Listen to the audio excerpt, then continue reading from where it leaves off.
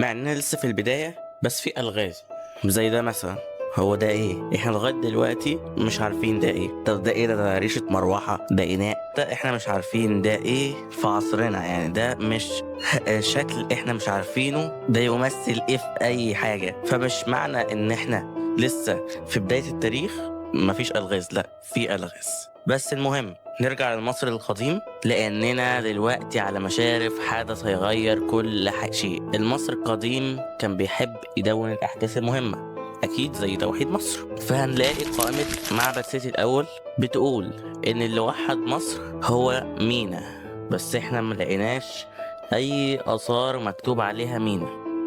بس لو ترجمنا اسم مينا هنلاقيها معناها المؤسس أو المشيع، وده ممكن يكون المصريين كانوا عايزين يقدروا عمله في اسمه. في ناس تانية بتقول لأ، ده الملك قرآن.